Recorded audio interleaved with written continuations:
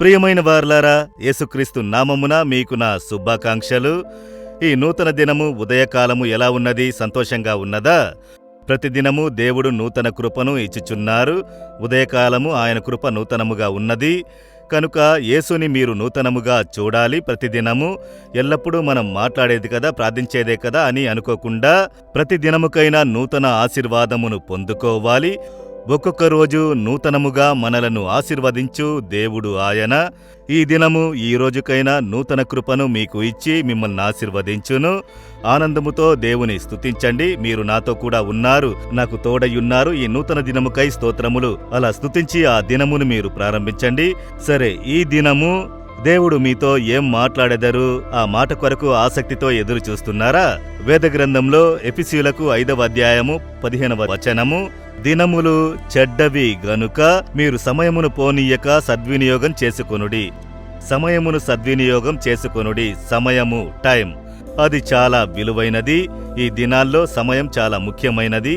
అదియుగాక ఈ దినములు చెడ్డవి అని వేదం చెబుతున్నది. ఆఖరి కాలము కదా, కనుక ఈ చివరి కాలము దుష్ట కాలము, చెడ్డ దినములు.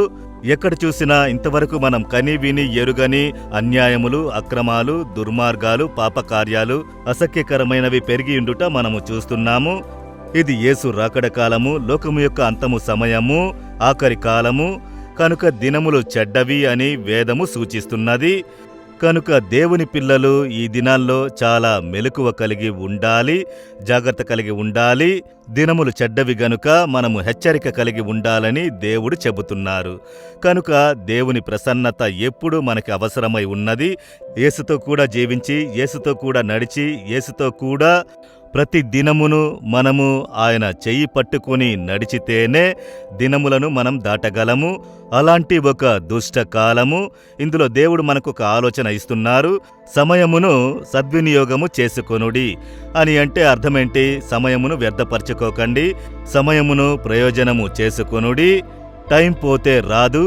ఒక దినం పోతే మళ్ళీ ఆ దినము వస్తుందని అనుకుంటున్నారా? లేదు. ఈ సమయమును పోగొట్టుకోకుండా దాన్ని ప్రయోజనము చేసుకొనుడి. ఈ దినం ఏమి చెయ్యాలనుకుంటున్నారు? యోచించి చూడండి. మీ దగ్గర ప్రణాళిక ఉన్నదా? ఉదయము దీన్ని చెయ్యాలి, మధ్యాహ్నము ఇది చెయ్యాలి, సాయంత్రం ఇది చెయ్యాలి, ఏ పనులు చేసి ముగించాలి. ఈ దినము నేను ప్రార్థించాలి, వేదమును ధ్యానించుటకు ఒక సమయము, యేసుని ఇతరులకు చెప్పుటకు ఒక సమయము. ఇలా సమయమును మీరు క్రమపరుచుకొని ఉన్నారా?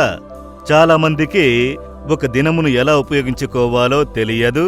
వ్యర్థముగా సమయమును పోగొట్టుకుని సెల్ఫోన్లోనే గంటలకు కూర్చొని సమయమును వ్యర్థం చేసుకొనుట, ఊరికనే కూర్చుని మాట్లాడుతూ సమయం వ్యర్థపరచుకొనుట, టైం వ్యర్థపరచుకొనుట. అయితే దేవుడు చెబుతున్నాడు, సమయమును వ్యర్థపరచుకోకూడదు, మీ సమయమును బట్టి జాగ్రత్తగా ఉండాలి అని. ఇప్పుడు నా దగ్గర చాలా మంది అడుగుతారు, నాకు 1 గంట కావాలి బ్రదర్ అని. 1,00,000 రూపాయలు కావాలంటే అడగండి, నేను ఇచ్చేస్తాను. 1 గంట ఇవ్వడం చాలా కష్టము. ఎన్నో పనులు ఉన్నాయి, ప్రార్థించవలసిన కార్యములు ఉన్నవి, పరిచర్య ఉన్నది. సమయమును వ్యర్థం చేసుకోలేము. కనుక దేవుని పిల్లలు, మీ యొక్క జీవితమును యోచించండి. మీ సమయమును మీరు వ్యర్థం చేసుకుంటే అది ఒక పాపం అన్నది మీరు గ్రహించాలి. సమయమును ప్రణాళికగా, కరెక్ట్గా ఉపయోగించాలి. ప్రార్థించుకొనుటకు సమయమును కేటాయించాలి, వేదమును ధ్యానించుటకు సమయము కేటాయించాలి, కుటుంబం కొరకై సమయమును కేటాయించాలి, ఫ్యామిలీ పిల్లలకు ఇవ్వాల్సిన సమయము వారికి ఇవ్వాలి, బిజినెస్కి పనిచేయుటకు సమయము ఇవ్వాలి, సేవకు సంబంధించిన సమయము, యేసుని ఇతరులకు ప్రకటించుటకు సమయము. సమయమును మీరు క్రమపరుచుకొని కరెక్ట్గా మీరు వాడుకుంటే మీరు సంతోషంగా ఉందురు, ఆశీర్వాదంగా ఉందురు. లేకపోతే ఆ రోజు వెనక్కి చూసుకుంటే మీ సమయము వ్యర్థమైపోయి ఉంటుంది. కనుక సమయమును ప్రయోజనము చేసుకొనుడి అని దేవుడు చెబుతున్నాడు. ఈ దినముకైన కార్యమును మీరు క్రమపరుచుకొని పని చెయ్యాలి. కనుక ఈ దినం మీ జీవితమును యోచించి చూడండి. ఈ దినం ఏమేం చెయ్యబోతున్నారు అని ఆలోచించి చూడండి. ప్రభువుకు ముందు ప్రతి దినము తెలియజేయాలి. దేవా, ఈ దినం ఏం చెయ్యవలను? ఆ కార్యములో నాకు సహాయము చేయుడి, నన్ను నడిపించుడి, నాకు కృపను అనుగ్రహించుడి అని చెప్పి ఒక్కొక్క కార్యంలో మీరు జాగ్రత్త కలిగి ఆయా సమయములయందు ఆయా కార్యములను ముగించాలి. దానికైన కృపను దేవుడు ఇచ్చును. కాలమును క్రమపరచుకొనని వారికి దేవుడు ఎలా సహాయము చెయ్యగలరు?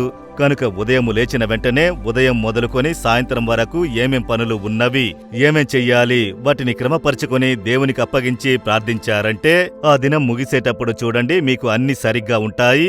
అదే హృదయంలో సంతోషము. నేను అలాగే ప్లాన్ చేస్తాను. ఉదయము లేచిన వెంటనే ఈ దినము ఏం చెయ్యాలి, ప్రార్థించుట, సువార్త ప్రకటించుట, రికార్డ్ చేయుట, ఆత్మలను దర్శించుట, ఆఫీస్ కార్యములను గమనించుట, సేవా కార్యక్రమములను క్రమపరచుకొనుట, లీడర్స్ని దర్శించుట, ఇలా అన్నిటినీ దేవుడి దగ్గర చెప్పి నేను ప్రార్థించి ఆయా కార్యములు ఆయా సమయములందు ముగించాలి కృపనివ్వుడని అడిగినప్పుడు పర్ఫెక్ట్గా ముగియును. కార్యములు దేవుని వద్దకు తీసుకుని వెళ్ళండి. ప్రతిదినం దేవుని సమూహంలో ఉండి ఆ రోజుకైన ప్లాన్ ఉంచి ప్రార్థించి పనిచేశారంటే సమయం వ్యర్థమైపోదు. కరెక్ట్గా మీరన్నిటినీ చెయ్యగలరు. కొన్ని సందర్భాలలో ఒకే రోజు 3 దినముల పని చేయవలసి వస్తుంది. 4-5 మెసేజ్లు ఇవ్వవలసి ఉంటుంది. ఒక పెద్ద మెసేజ్, అదే విధముగా 6-7 సందేశములు ఇవ్వవలసి ఉంటుంది. మనుషులను దర్శించవలసి ఉంటుంది. కొందరిని దర్శించి ప్రార్థించవలసి ఉంటుంది. ఉదయమునే యోచించి చూస్తే ఇన్ని కార్యములు ఈ దినం ముగించగలమా అని అనిపిస్తుంది. 3 దినములు పనిగా ఉన్నదే అని. అయితే దేవుని దగ్గర ఉంచి ప్రార్థించి ఇన్ని పనుల్ని చేసి ముగించుట కృపనివ్వండి. పర్ఫెక్ట్గా చెయ్యాలని ప్రార్థిస్తే టక్ టక్ టక్ అని ఆయా కార్యములను చేసి ముగించి సాయంత్రం చూసిన వెంటనే ఒక గొప్ప ఆనందంగా ఉంటుంది. దేవుని కరములకు సమర్పించుకొని దేవుని సన్నిధిలో ఉంచి ఆలోచనల్ని పొందుకొని కార్యములు చేయుడి. సమయమును వ్యర్థపరచకండి. సోమరులుగా కూర్చొని ఉండకండి. ప్రభువు మిమ్మల్ని ఆశీర్వదించునుగాక. దేవా, సమయమును నేను ప్రయోజనం చేసుకోవాలి. నా సమయమును నేను వ్యర్థపరచుకోకూడదు. నాకు కృపనివ్వుడి. ఈ రోజంతా నాకు తోడుగా ఉండి అన్ని కార్యములు చేసి ముగించుటకు సహాయము చేయుడి. యేసు నామములో ప్రార్థిస్తున్నాను. Amen, amen. Jesus redeems Telugu YouTube ఛానల్ను సబ్స్క్రైబ్ చేయండి. సబ్స్క్రైబ్ బటన్ను క్లిక్ చేయండి మరియు బెల్ బటన్ను నొక్కండి. ప్రతిరోజు కార్యక్రమ సమాచారం పొందండి.